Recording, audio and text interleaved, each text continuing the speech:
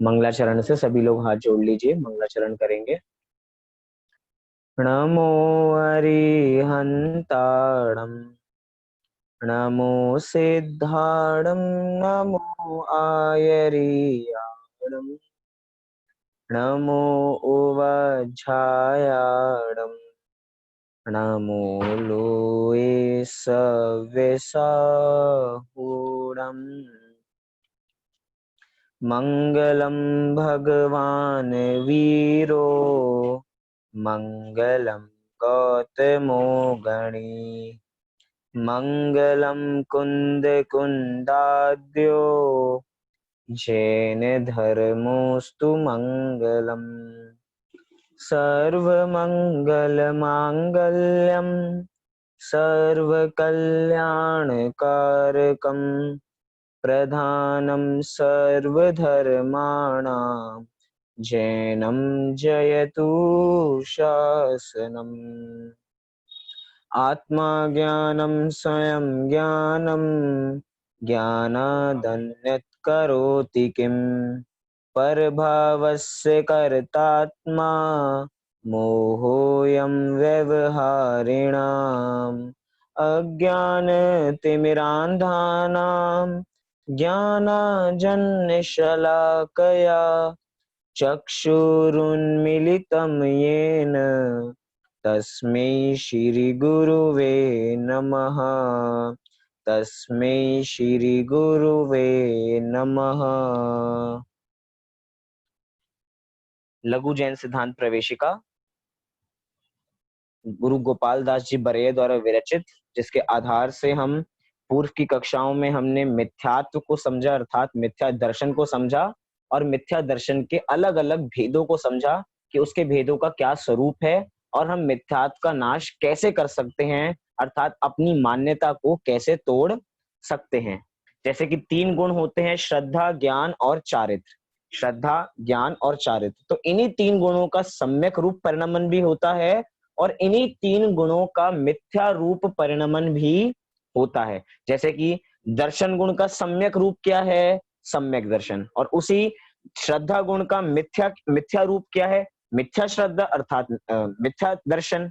ऐसे ही ज्ञान गुण का भी 2 परिणमन, कि एक सम्यक ज्ञान और एक मिथ्या ज्ञान। ऐसे ही चारित्र गुण का भी 2 रूपों में परिणमन, सम्यक चारित्र और मिथ्या चारित्र। इस रूपों में 2 परिणमन प्रत्येक गुण के यहाँ पे देखे जा रहे हैं। उसी के अंतर्गत हमने मिथ्या ज्ञान, मिथ्या दर्शन को तो देखा, अब हम यहाँ पे समझने वाले हैं मिथ्या ज्ञान को। आप सब एक बार 35 नंबर का पेज, 35 नंबर का पेज निकाल लीजिए, उसमें 153 नंबर का प्रश्न। अब हमारे धीरे धीरे करते करते पूरी लघु जैन सिद्धांत प्रवेशिका पूरी होने वाली है। टोटल इसमें कितने प्रश्न है? 165 प्रश्न है और आज हम 153 नंबर का प्रश्न देख रहे हैं। तो थोड़े दिनों में ये हमारी पूरी एक सिद्धांत समझने वाली जो किताब थी या ग्रंथ था वो पूरा हो जाएगा। आप सबने पेज निकाल लिया होगा। मिथ्या ज्ञान किसे कहते हैं, ऐसा प्रश्न है 153। मिथ्या ज्ञान किसे कहते हैं? उत्तर दिया, प्रयोजन भूत जीवादि 7 तत्वों के यथार्थ ना जानने को मिथ्या ज्ञान कहते हैं। अर्थात मिथ्या ज्ञान किसका नाम कहा? प्रयोजन भूत जीवादि 7 तत्वों के यथार्थ नहीं जानने को। श्रद्धा और ज्ञान में क्या अंतर है? श्रद्धा में तो उस पे विश्वास किया जाता है, अर्थात भरोसा किया जाता है। और भरोसा कब होगा किसी वस्तु पे? जब उस वस्तु का हमें ज्ञान होगा तब। जब हमें वस्तु का ज्ञान ही नहीं होगा तो हमें उस पे भरोसा कैसे होगा? अर्थात ये 3 गुण कह रहे हैं ना मोक्ष मार्ग में, सम्यक दर्शन, सम्यक ज्ञान और सम्यक चारित्र, ये 3 मोक्ष मार्ग के गुण हैं। ये कहते 3 सोपान है कि सम्यक दर्शन, सम्यक ज्ञान और सम्यक चारित्र।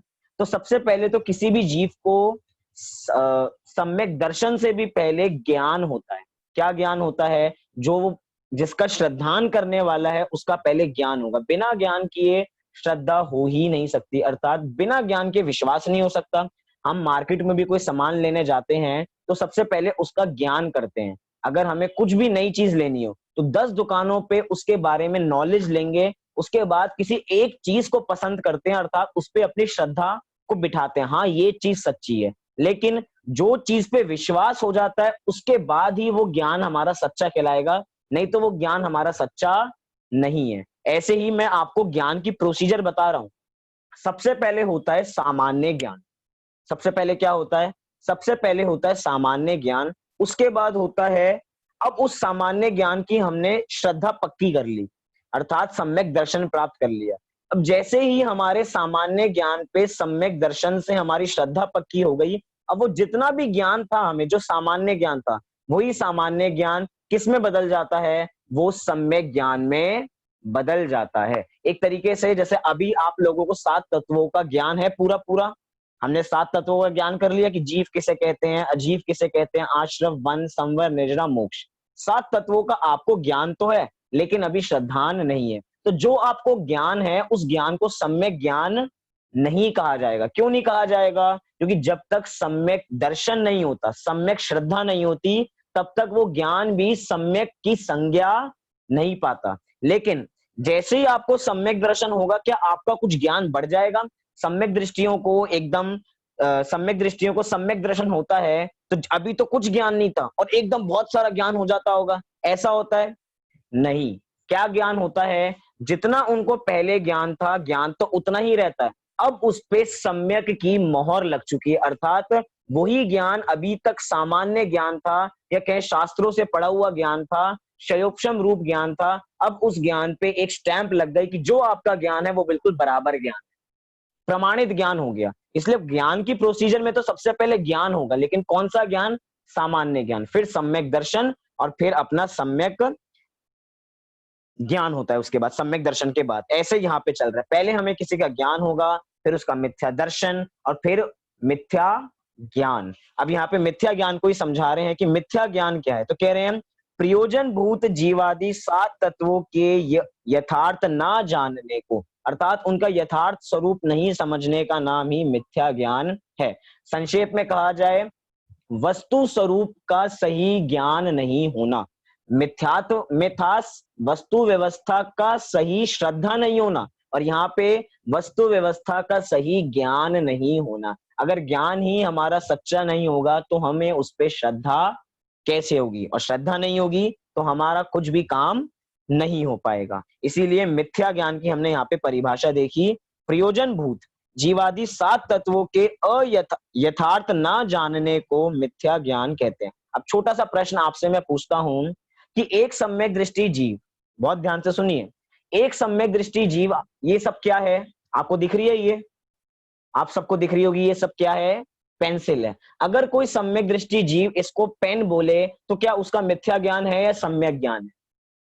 कौन बता सकता है? बहुत सरल सा उत्तर है, सरल सा, थोड़ा सा दिमाग लगाएंगे तो हमें समझ में आएगा। पेंसिल को एक सम्यक दृष्टि जीव क्या बोल रहा है? पेन बोल रहा है, ये तो पेन है। तो बताओ उसका ज्ञान सम्यक ज्ञान है या मिथ्या ज्ञान है? कोई नहीं बता सकता। बहुत मुश्किल प्रश्न है क्या ये? एक दृष्टि जीव तो इसको पेन नहीं बताएगा। पेन नहीं बताएगा? मैं तो पेंसिल है कह रहा भाई। हूं ना, मैं तो कह रहा हूं कि वो पेन बता रहा है इसको। सम्यक दृष्टि जीव इसको पेन बता रहा है, तो उसका ज्ञान सम्यक होगा या मिथ्या होगा? मिथ्या होगा। मिथ्या होगा। पंकज जी कह रहे हैं कि मिथ्या होगा। और किसी का ऑप्शन कुछ? सोचिए थोड़ा सा, परिभाषा में फिर से पढ़ता हूं एक बार। मिथ्या ज्ञान की परिभाषा देखिए क्या है। प्रयोजन भूत जीवादि 7 तत्वों के यथार्थ ना जानने को, प्रयोजन भूत जीवादि 7 तत्वों के यथार्थ ना जानने को। अब तो सबको स्पष्ट हो गया होगा मेरे हिसाब से, 3-3 बार मैंने उस शब्द को पढ़ दिया। बोलिए मोक्ष। भैया भैया वो तो अगर वो पेंसिल को पेन कह रहे हैं तो ये तो अज्ञानता में आएगा, लेकिन वो पुद्गल को तो पुद्गल ही कह रहे हैं, तो उसमें तो सम्यक ज्ञान होगा। मोक्ष ने थोड़ा सा अपना दिमाग चलाया। मोक्ष ने कहा कि ये जो पेन है तो पुद्गल ही, पुद्गल को पुद्गल जान रहे हैं, लेकिन अभी मैं उस विवक्षा से बात नहीं कर रहा हूं। वो तो इसको पेन ही, पेन मतलब इसको पेन कहते हैं। यहाँ पे सीधी सी बात है। कोई और कुछ बताना चाहे तो बताए, नहीं तो फिर मैं इसका उत्तर देता हूँ। कोई बताना चाहता है? बोलिए। हमने दृष्टि जीव को प्रयोजन को तत्व में कोई भी मिस्टेक नहीं, हाँ जी। तो उसका श्रद्धांत तो पक्का है उसका, हम्म, तो एक्स्ट्रा चीजों के लिए उसको कोई मायने नहीं रखता। बहुत बढ़िया। क्या कहा कि मिथ्या ज्ञान और सम्यक ज्ञान किसके ऊपर बेस्ड होता है? हाँ जी, कौन बताना चाहता है? हाँ, तो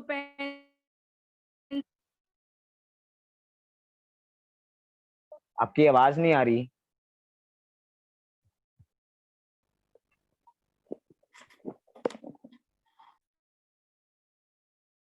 आप कुछ बोल रही हैं दीपाली जी?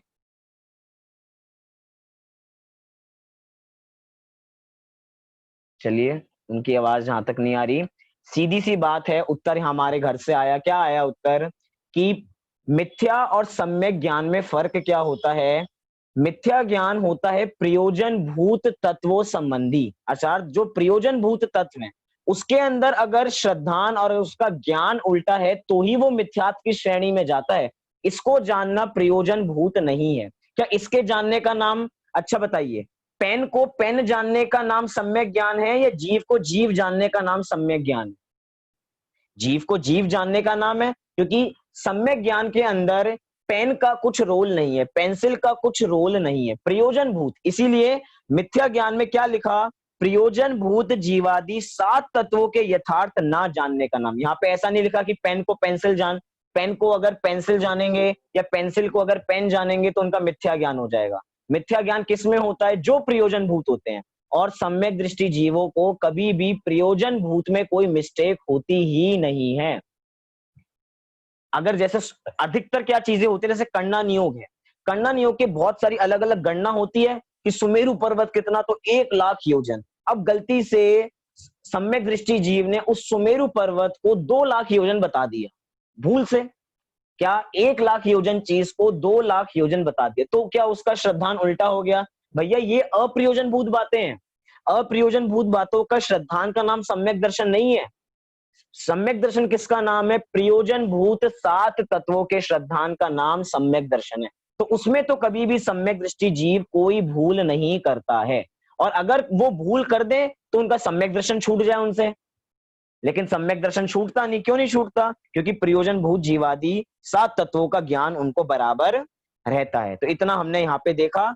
अब हम अपने अगले प्रश्न की ओर चलते हैं। आपको ये बात समझ में आई कि वो पेन को पेंसिल कहें या पेंसिल को पेन कहें तो उनका ज्ञान मिथ्या ज्ञान नहीं हो जाता, क्योंकि यहाँ पे जिस ज्ञान की बात चल रही है, और थोड़ा सरल शब्दों में क्या हूं, यहाँ पे उस ज्ञान को सम्यक ज्ञान कहा जाता है जो ज्ञान मोक्ष मार्ग में कार्यकारी। सीधा सरल, पेन को पेंसिल जानना क्या मोक्ष मार्ग में कुछ कार्यकारी है?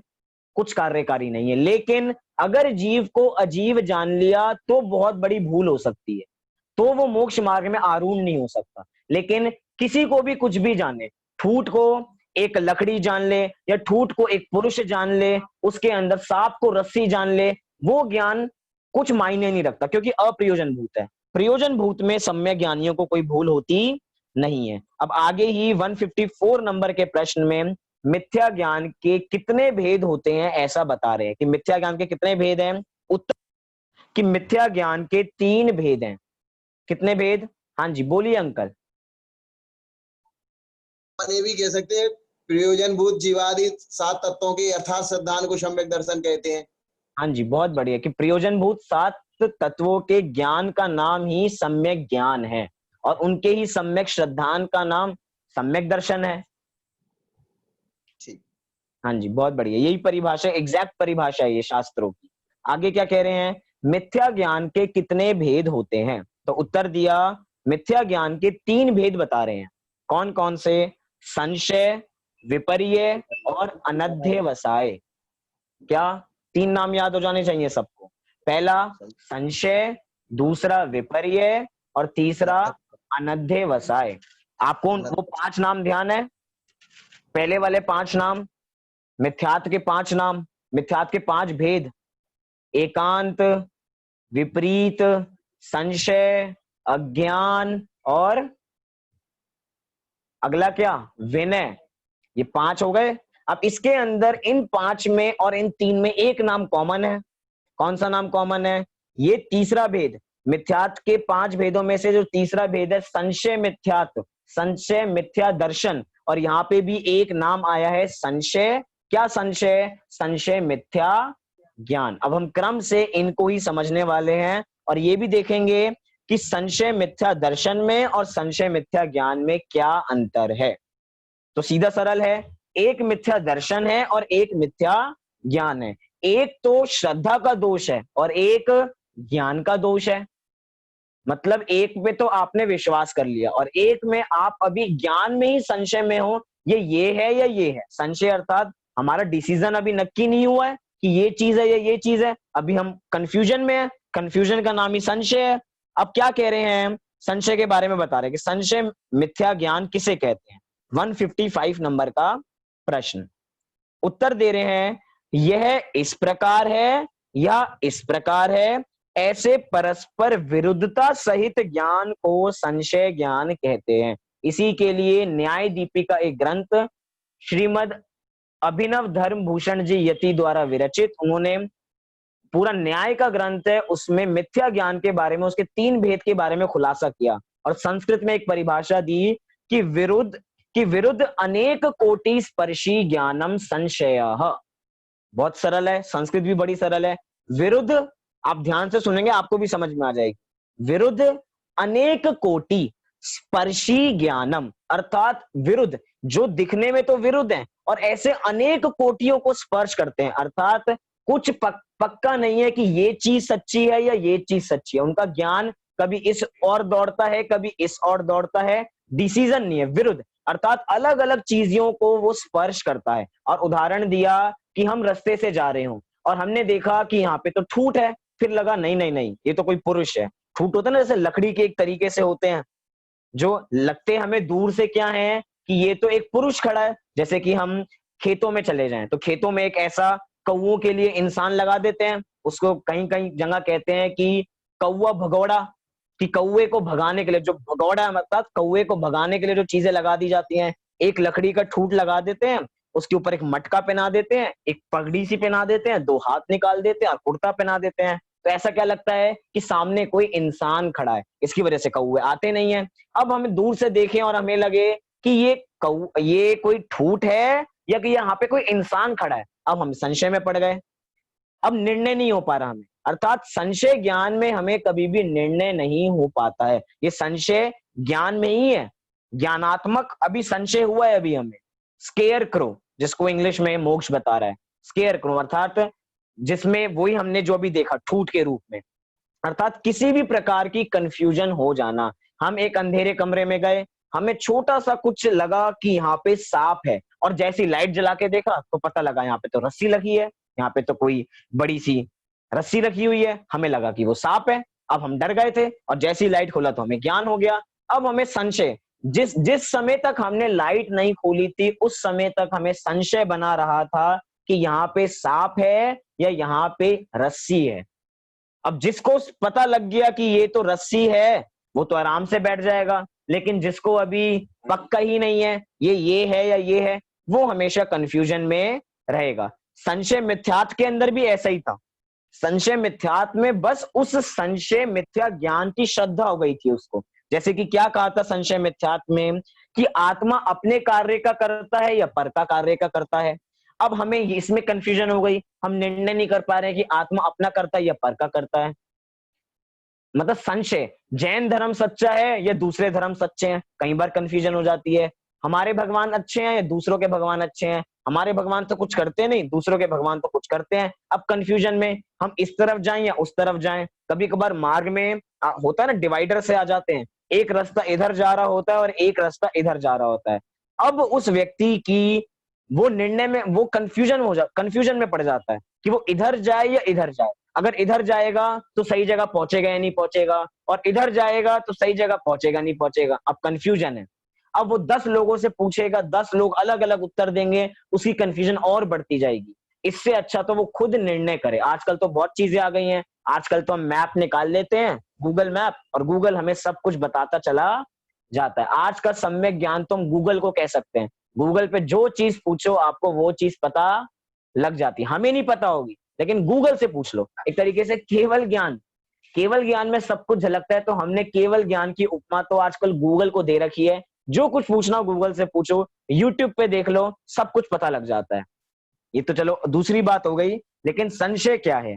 यह इस प्रकार है या इस प्रकार है, ऐसे परस्पर विरुद्धता सहित ज्ञान को संशय ज्ञान कहते हैं। जैसे मैं आत्मा हूं या शरीर, कि मैं आत्मा हूं या शरीर, अब ये कंफ्यूजन हो गई।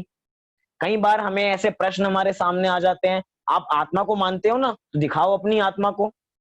और जब हमारे पास कोई उत्तर नहीं होता, हम अपनी आत्मा को दिखा नहीं पाते, वे तो कहते हैं आत्मा को हथेली पे रख के दिखाओ तो हम आत्मा माने, और हमारे पास कोई उत्तर नहीं होता। उस समय हम लोग भी संशय में पड़ जाते होंगे कि क्या सच्ची में आत्मा होती है, ये मैं आत्मा हूं या आत्मा, या वैसे कुछ भ्रम सा फैला रखा है, वैसे डराने के लिए कुछ भ्रम सा है या नहीं है, भूत होते हैं या नहीं होते हैं, इसका संशय। कभी कभार तो सबसे बढ़िया उदाहरण देखें, पेपर में एमसीक्यूज आते हैं, मल्टीपल चॉइस क्वेश्चन, उसके अंदर सबसे ज्यादा संशय होता है, कौन सा उत्तर सही है। 4 ऑप्शन दे रखे हैं, 4 में से कौन सा सही है। जो बच्चा पढ़ के नहीं गया है उसके लिए तो इतना संशयात्मक स्थिति है, कहने को एमसीक्यू सबसे ज्यादा सरल होते हैं। आपको एक चीज टिक करनी है, लेकिन वो एक चीज टिक करने में आपका पूरा दिमाग लग जाता है, क्योंकि सारे ऑप्शन एक जैसे होते हैं, आसपास होते हैं, और एक गलत टिक करने पे हमारा विपरीत हो जाएगा।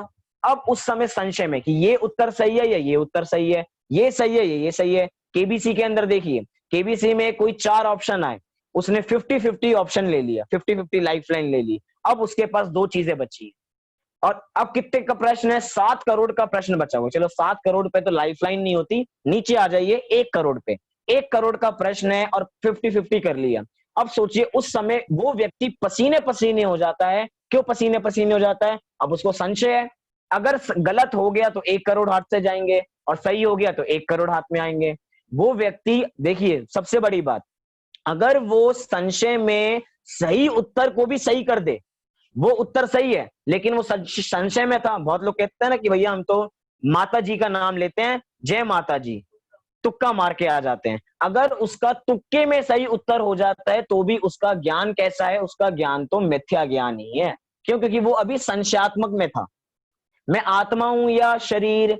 आत्मा तो हूं, प्रवचनों में तो हमने बहुत बार सुना है। अब ये क्या वैसे ही निर्णय कर लिया, अपने को नहीं पता, लेकिन हेतु किसका दिया? प्रवचनों में सुना है कि आत्मा कुछ होती है तो ठीक है, कुछ होती होगी ऐसा। अब ये क्या, हमें अभी भी संशयात्मक ज्ञान है, कभी भी वो संशय फिर से आ जाएगा और हमें फिर कंफ्यूजन होने लगेगी। इसीलिए संशय सबसे बड़ा अज्ञान हमें समझना चाहिए। अर्थात संशय में तो अपने पास एक ऑप्शन है कि हम सही का चुनाव कर सकते हैं, लेकिन जो हमारा अगला मिथ्या ज्ञान है वो तो बिल्कुल ही उल्टा है, क्योंकि उसका नाम क्या है? विपरीत मिथ्या ज्ञान। संशय से भी खतरनाक कोई ज्ञान होगा तो वो है मिथ्या ज्ञान, अपना विपर्य नाम का मिथ्या ज्ञान। क्यों? क्योंकि संशय में तो अपने पास 2 ऑप्शन थे, अभी हम सही का चुनाव कर सकते थे, लेकिन अब विपर्य में हमारे पास सही चुनने का कोई ऑप्शन बचा नहीं है। हमारी श्रद्धा तो लुट चुकी है, हमारी श्रद्धा तो जा चुकी है हमारे साथ। अब अपनी श्रद्धा तो विषय रूपी चोर आए थे और उन्होंने उस श्रद्धा को मिथ्या रूप बना दिया। अब सम्यक रूप होने में बहुत समय लग सकता है। क्यों? क्योंकि हम तो गलत ट्रेन में जा चुके हैं। हमें जाना था दिल्ली और मुंबई की ट्रेन में बैठेंगे तो बताए कितने समय में हम दिल्ली पहुंच जाएंगे? पहुंच ही नहीं पाएंगे। क्यों? क्योंकि ट्रेन ही उल्टी पकड़ ली हमने। ट्रेन उल्टी पकड़ी है तो हम सही कैसे पहुंच सकते हैं? पहुंच ही नहीं सकते। इसीलिए विपर्य ज्ञान सबसे ज्यादा खतरनाक है संशय से भी। अभी अगला मिथ्या ज्ञान देखेंगे तो वो तो उससे भी ज्यादा खतरनाक है। अभी इस खतरनाक ज्ञान को भी देख लेते हैं, क्या है? विपर्य ज्ञान। 136 नंबर का पेज है, 156 नंबर का प्रश्न, विपर्य किसे कहते हैं? क्या विपर्य किसे कहते हैं? उत्तर दे रहे हैं ऐसा ही है, इस प्रकार वस्तु स्वरूप से विरुद्ध एक रूप ज्ञान को विपर्य कहते हैं। एक तरीके से विपर्य वो विपरीत मिथ्या दर्शन ही है। वो विपरीत मिथ्या दर्शन इस विपरीत मिथ्या ज्ञान के बल पे ही हुआ है। आपको ज्ञान उल्टा था और उस ज्ञान की आपने श्रद्धा कर ली तो वही आपकी श्रद्धा मिथ्या रूप हो गई और वही आपका ज्ञान मिथ्या रूप हो गया। क्या वस्तु ऐसी ही है? वहीं पे अभिनव धर्मभूषण जी ने न्याय दीपिका में लिखा कि विपरीत एक कोटि निश्चय हो। क्या कहा? विपरीत एक कोटि, अर्थात वस्तु स्वरूप को विपरीत मान लेना और कैसा? ये ही सही है ऐसा मान लेना। ये क्या है? ये विपर्य ज्ञान है। जैसे कि उदाहरण दिया, मैं शरीर ही हूं। अब बताइए, जिसने ऐसा मान लिया है कि मैं शरीर ही हूं, अब उसकी मान्यता बिल्कुल ही उल्टी हो चुकी है। अब उसको बहुत पुरुषार्थ लगेगा ये समझने में कि मैं वास्तव में आत्मा हूं और शरीर मेरे से अलग है। क्यों? क्योंकि उसको ज्ञान उल्टा हो चुका है। एक चोर, चोर कब, असली चोर कब पकड़ा जा सकता है? जब उसकी फाइल खुली हुई हो। अगर उसकी फाइल बंद हो जाएगी, अर्थात उस कोर्ट में केस चल रहा है और कोर्ट में केस चल रहा है और हमने गलत व्यक्ति को चोर बता दिया, गलत व्यक्ति को चोर बता दिया, तो कभी भी जो असली चोर है वो कभी पकड़ा जा सकता नहीं है। लेकिन अगर फाइल खुली हुई है तो अभी चोर पकड़ने, सच्चे चोर की पकड़ने की संभावना है। अर्थात संशय में ये संभावना है कि हम सम्यक रूप श्रद्धा कर सकते हैं, लेकिन विपरीत में क्या है, हमारी श्रद्धा, हमारा ज्ञान ही उल्टा हो चुका है। हमने गलत को ही असली चोर बता दिया, तो अब असली चोर की खोज बहुत मुश्किल हो जाएगी। कोर्ट में एक बार केस बंद हो जाए तो उसी केस को फिर से चालू कराने में बहुत दिक्कत जाती है।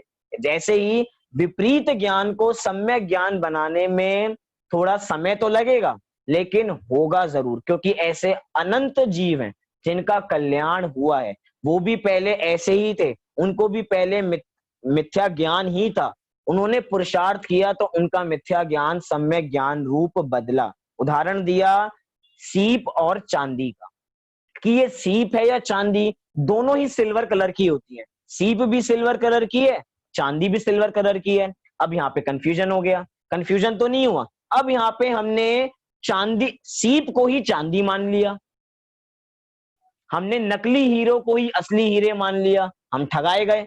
एक आती है असली चेन, असली सोने की चेन, और आर्टिफिशियल ज्वेलरी कितने प्रकार की आती है? असली चेन तो होगी एक प्रकार की, और आर्टिफिशियल चेन्स कितनी सारी प्रकार की आ सकती हैं। वो 2 रुपए से चालू होके 10,000 तक भी जा सकते हैं, नकली, क्योंकि उसकी बहुत सारी कॉपीज हो सकती हैं। अब बताइए सच्चा क्या है? अगर हम 2 रुपए वाली कोई असली मान लेंगे तो क्या वो सच्ची में वो असली भाव की है?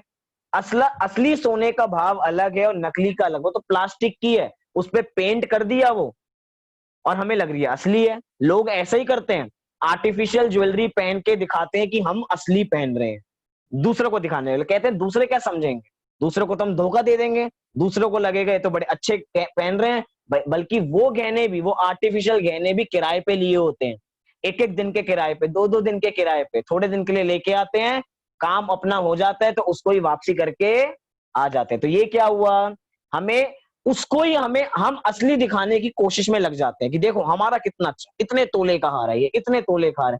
कुछ तोले का हार नहीं है। अपने मन को शांत करने के लिए नकली चीज को असली बताने की कोशिश कर रहे हैं। ऐसी तो ये विपरीत ज्ञान होता है। हम अपने विपरीत ज्ञान को ही सच्चा ज्ञान सिद्ध करने में लग जाते हैं, और इसी की वजह से हमारा मिथ्या ज्ञान, ये हमारा अनंत संसार जो खड़ा है वो इसी कारण है। क्यों? क्योंकि उस मिथ्या ज्ञान पे हमने ऐसी मिथ्या श्रद्धा बिठा दी है। मिथ्या श्रद्धा रूपी एक पहरेदार बाहर खड़ा हुआ है जो उस मिथ्या ज्ञान को सम्यक रूप होने नहीं देता। इसीलिए जब तक हमारी श्रद्धा सच्ची नहीं होगी तब तक हमारा ज्ञान भी सच्चा हो सकता नहीं है। इसीलिए उसको जरूरी करना, बहुत सम्यक करना बहुत ज्यादा जरूरी हो जाता है। जैसे कि एडवर्टीजमेंट में बहुत लोग दिखाते हैं, हमारी क्रीम लगा के आप गारंटीड गोरे हो जाओगे। कंपनी, एक क्रीम का नाम क्या, फेयर एंड लवली, उस कंपनी पे केस हो गया। अब उस कंपनी से फेयर शब्द हटेगा, मात्र कंपनी का नाम लवली हो जाएगा उस क्रीम का नाम। क्यों? क्योंकि उसमें भेदभाव नजर आता है। क्यों? काले लोगों के साथ भेदभाव, फेयर, उसके अंदर एड में इतने शब्दों का प्रयोग कर देते हैं, अगर आप अपने कालेपन से दुखी हैं तो इस क्रीम को लगाइए और आप सुखी हो जाएंगे। ये क्या है? अपना विपरीत ज्ञान है। क्यों? जैसा है हम वैसे ही रहने वाले हैं, लेकिन हमने ऐसा ज्ञान कर लिया कि इसको लगाने से हम गोरे हो जाएंगे, रहने तो वैसे ही वाले हैं। ऐसी अलग अलग चीजें आएंगी। कोई कहेगा कि हमारी आयुर्वेदिक है, वो वीको टर्मरिक क्रीम कैसी होती है, वो आयुर्वेदिक होती है, हल्दी और चंदन के इसमें गुण होते हैं, इसीलिए आप वीको टर्मरिक इस्तेमाल कीजिए और गारंटीड गोरापन पाइए। अब ये क्या है, सब लोग अलग अलग आएंगे, पतंजलि वाले आएंगे, सब आएंगे और कहेंगे, गारंटी करेंगे कि हम आपको गोरा करके ही रहेंगे। भैया, जिसकी लेस्या, हम लेस्या पढ़ के आ चुके हैं, जिसका जैसा कलर है वो वैसा ही रहता है। अगर कलर क्रीम लगाने से सुधरता होता तो लोग प्लास्टिक सर्जरी क्यों कराते हैं? क्योंकि उनको रंग पसंद नहीं आता, वो भी क्रीम पोत लें और गोरे हो जाएं। लेकिन अपना विपरीत ज्ञान की क्रीम को लगाने से गोरे हो जाते हैं।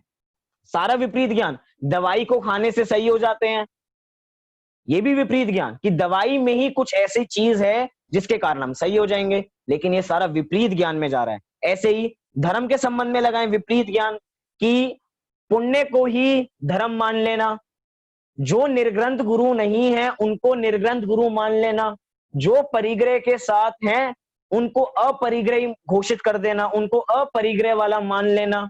ये सब किस में आता है? ये सब भी विपरीत ज्ञान के अंतर्गत ही आता है। क्या कहा? ऐसा ही है। इस प्रकार वस्तु स्वरूप में विरुद्ध एक रूप ज्ञान को विपर्य ज्ञान कहते हैं। जैसे मैं शरीर हूं, सबसे बड़ी बात तो यहीं पे मिथ्या ज्ञान क्या? मैं शरीर हूं, अपने को शरीर रूप अनुभव करना कि मैं शरीर हूं और मैं कुछ नहीं हूं। बहुत लोग यही मानते हैं कि बस मैं एक शरीर हूं, आत्मा वात्मा कुछ होती नहीं है, जो हूं मैं हूं, मैं गया तो सब गया, मैं हूं तो सब कुछ हूं, शरीर ही आत्मा है, आत्मा ही शरीर है। वो ये दो चीजें अलग अलग जानते ही नहीं है। साइंस अलग अलग तरीके से प्रूव करने लगी। साइंस की बातों पे हमें यकीन नहीं करना चाहिए, लेकिन साइंस ने किया कि एक उसने आदमी का वजन नापा। वैसे तो आत्मा में कोई वजन होता नहीं है, मैं वैसे बता रहा हूं कि साइंस ने दो चीजों को अलग अलग सिद्ध किया। कैसे सिद्ध किया? कि एक उसने जीवित व्यक्ति का वेट नापा और जीवित व्यक्ति का वेट जो भी आया आया, फिर जब वो मर गया फिर उसका वेट नापा। अब जितना वेट पहले था उतना वेट उसका नहीं है, कुछ पाउंड्स, बहुत कम उसका, ग्राम्स में भी कुछ, ग्राम्स में भी पॉइंट कम हो गया। तो कह रहे हैं कि कुछ ना कुछ इसमें था जो अब इसमें से जा चुका है, और वो उसको आत्मा सिद्ध कर रहे हैं, सोल कह रहे हैं उसको। लेकिन आत्मा का कोई वजन नहीं है, आत्मा अरूपी है, उसका कोई वजन नहीं है। लेकिन यहाँ पे साइंस भी सोल को अलग मानती है और शरीर को अलग मानती है। इतनी बात मैं बताना चाह रहा हूं। तो जैसे कि जब वो अलग मानते हैं तो मैं शरीर हूं, हमारी ऐसी मान्यता कैसे रह जाती है? आजकल के लोग साइंस को बहुत मानते हैं। जैन धर्म से भी ऊंचा कोई मानने लगे तो साइंस को, साइंस ने कह दिया तो वो बात सच्ची। जैन धर्म अनादिकाल से कहता आ रहा है तो हमें उसकी बात नहीं माननी, वो तो ओल्ड फैशन है जैन धर्म। तो साइंस आज की मॉडर्न साइंस है ये, हम साइंस को मानने लग गए। लेकिन साइंटिस्ट भी आज प्रूफ कर रहे हैं, तो अभी तो अपने को इतना जो अपना मिथ्या ज्ञान है वो छूटना ही चाहिए, विपर्य रूप। अगला क्या है? अगला मिथ्या ज्ञान जिसका जो तीसरा भेद है अपना, अनध्यवसाय। क्या नाम है? आप सब पहले बोलना सीख लीजिए।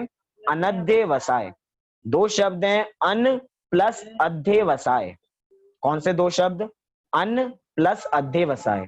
अध्यवसाय क्या होता है? अध्यवसाय अर्थात निर्णय, निर्णय, निर्णय अर्थात अपना डिसीजन जो बिल्कुल पक्का हो चुका है उसको कहते हैं अध्यवसाय। और अब इसके आगे एक शब्द लग गया अन। अन अर्थात निर्णय नहीं होना। तीन शब्द आपको संस्कृत में मिलेंगे, हिंदी में भी मिल सकते हैं।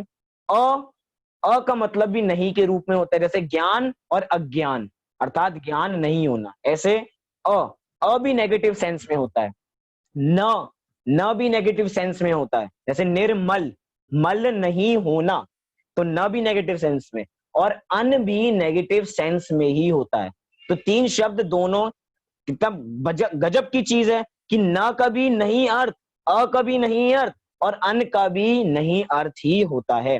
तो अनध्यवसाय अर्थात निर्णय का नहीं होना। अब ये ज्ञान तो कैसा ज्ञान है? ये संशय से भी खतरनाक है और ये विपर्य से भी सबसे ज्यादा खतरनाक है। ये लोग कैसे होते हैं? जो अनध्यवसाय वाले होते हैं उनकी नेचर कैसी होती है? उनकी होती है लेट गो नेचर। कैसी नेचर? लेट गो नेचर अर्थात कुछ होगा। वो कहते हैं जो भी वो जान लेंगे कुछ होगा, अपने को क्या।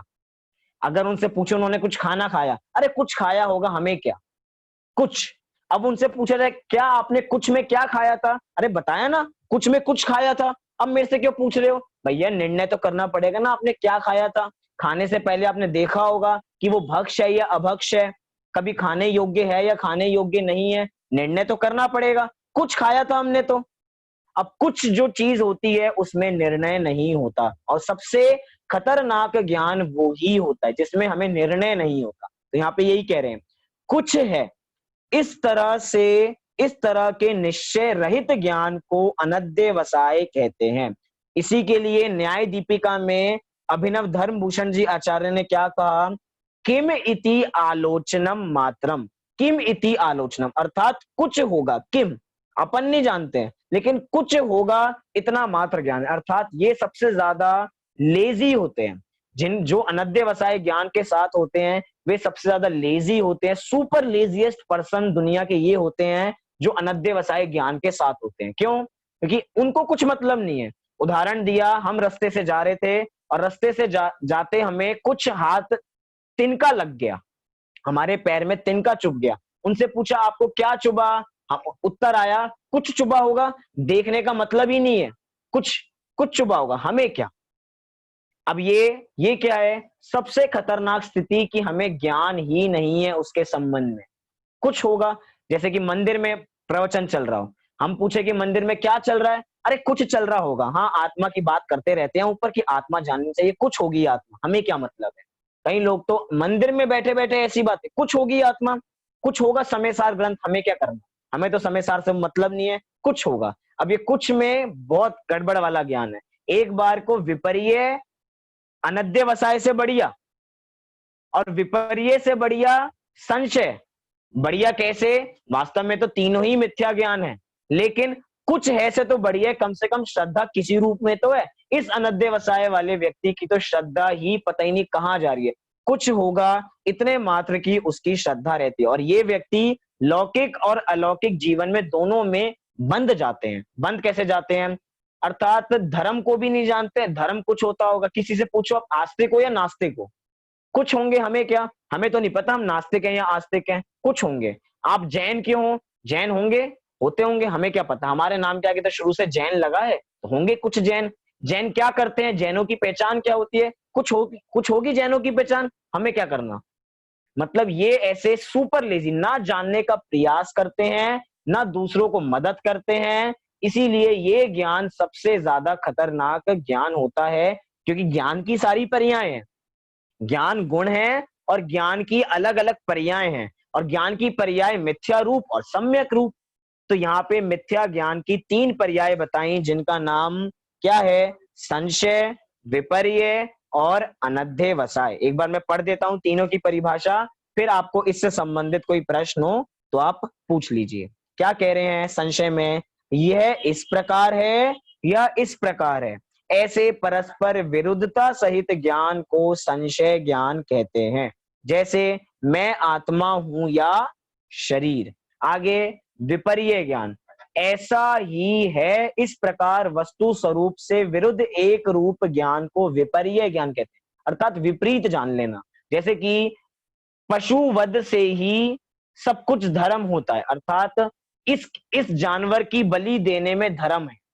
क्या? जानवरों की बलि देने में धर्म होता है, हमें तो ये मिलती है विपरीत। अर्थात ज्ञान ही उल्टा होना। धर्म की परिभाषा ही उन लोगों को नहीं पता कि वास्तविक धर्म होता क्या है। ऐसा अपने में भी है, ये तो बहुत बाहर की बात है। अगर हम धर्म शारीरिक क्रियाओं में मानते हैं कि शारीरिक क्रिया करने का नाम धर्म होता है, तो समझ लेना हमें विपरीत मिथ्या ज्ञान है सबसे बड़ा। क्योंकि धर्म कभी भी क्रियाओं में नहीं होता। आपने कितने उपवास किए? हमने तो 10 उपवास किए। तो जिसने 10 उपवास किए होंगे उसको धार्मिक बता दिया जाएगा, ये तो सबसे ज्यादा धार्मिक है। भैया कौन से धार्मिक हुए? 10 उपवास तो रखे, लेकिन एक बार भी स्वाध्याय नहीं किया, कषाएं उनकी मंद हुई नहीं। देखा जाता है अधिकतर लोगों को, जो उपवास करते हैं और उपवास करके, हम तो उपवास कर रहे हैं, उन लोगों को गुस्सा बहुत आता है। क्यों आता है? क्योंकि अब कुछ खाया नहीं है, कुछ पिया नहीं है, दिमाग चल नहीं रहा है, कुछ काम करने को कह देते तो भड़क पड़ते हैं एकदम। ये क्या है? जो लोग भड़के हैं, समझना वो धर्म कर ही नहीं रहे हैं। वास्तव में वो उपवास हमने स्वाध्याय करने के लिए, आत्मा को जानने के लिए किया था, लेकिन वो जलूस निकलता है। जो लोग उपवास रख लेते हैं, बाद में जलूस सा निकलता है, शोभा यात्रा से निकलती है उन लोगों की, उनको अवार्ड दिए जाते हैं, उनको गिफ्ट दिए जाते हैं कि ये लोग हैं जिन लोगों ने 10 लक्षण में 10 उपवास किए थे। अभी अष्टानी का पर्व चल रहे हैं, ये लोग 8 दिन मौन रहे थे, इन लोगों ने ऐसा ऐसा किया था, ये 1 साल से अष्टमी और चतुर्दशी के व्रत रखते आ रहे थे, उनको अवार्ड दिए जाते हैं। अच्छी बात है, अवार्ड दिए जाते हैं, लेकिन ये चीजें धर्म नहीं। ये तो कषायों को मंद करने का एक साधन था, लेकिन आज इन्हीं को हमने कषाय बढ़ाने का साधन बना लिए, अर्थात वस्तु स्वरूप पलट दी हमने। वस्तु स्वरूप में प्रवृत्ति शुभ भावों से होती है और हमने शुभ भाव को धर्म मान लिया। शुभ भाव धर्म नहीं है, शुद्ध भाव का नाम धर्म है।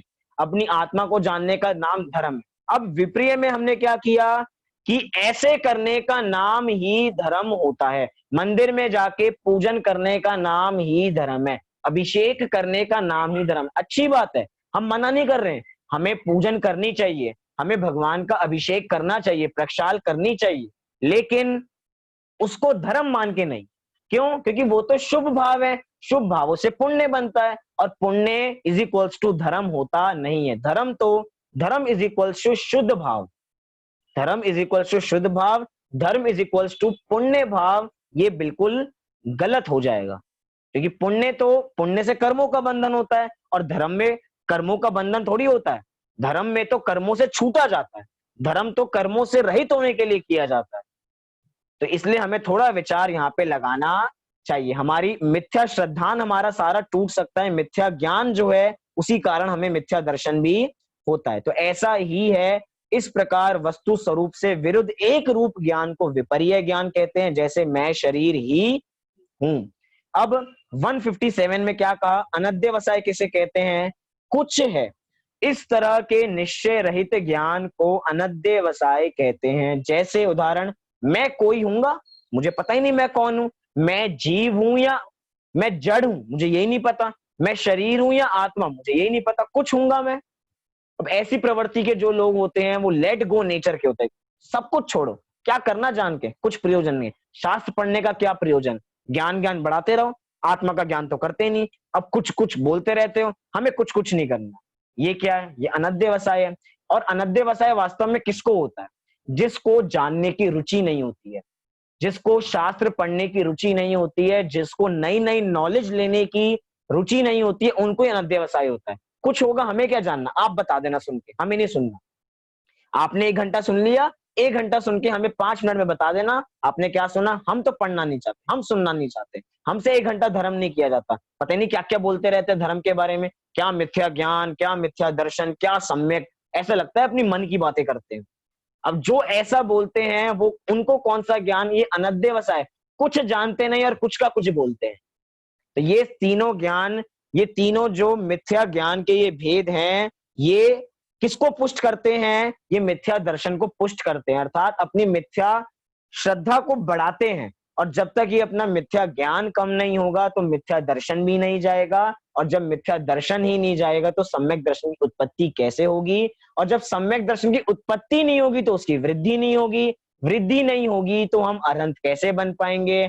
हम कहते हैं भक्त नहीं भगवान बनेंगे, ये नारा मात्र बोलने का रह जाएगा अगर हम मिथ्या दर्शन से सम्यक दर्शन में उस श्रद्धा को मिथ्या से सम्यक रूप परिवर्तित नहीं करेंगे तो। अब इतनी बहुत सारी बातें बोली, अभी आपको कुछ इसमें पूछना हो तो आप अभी पूछ लीजिए इन 3 अज्ञान के संबंध। चलिए, बहुत बढ़िया प्रश्न कि मिथ्या ज्ञान कम करना है या मिथ्या ज्ञान खत्म करना है। वास्तव में तो हमें मिथ्या ज्ञान खत्म ही करना है, लेकिन खत्म कैसे होगा? जब वो धीरे धीरे करेंगे। पहले ज्ञान हम एक साथ तो हम सीधा अपने ज्ञान को हटा नहीं सकते कि एकदम, वो धीरे धीरे हम सारे तत्वों के बारे में जानते जा रहे हैं, सारे कॉन्सेप्ट्स जानते जा रहे हैं, धीरे धीरे दिन बाय दिन, रोज सुबह शाम हम पढ़ रहे हैं तो हमारा वस्तु स्वरूप को देखने का नजरिया क्लियर होता जा रहा है। तो धीरे धीरे हमारे मिथ्या ज्ञान का लेवल कम होता जाएगा और एक समय ऐसा आएगा कि वो मिथ्या ज्ञान कम होते होते उसका अभाव ही हो जाएगा। तो वास्तव में तो हमें मिथ्या ज्ञान का अभाव ही करना है।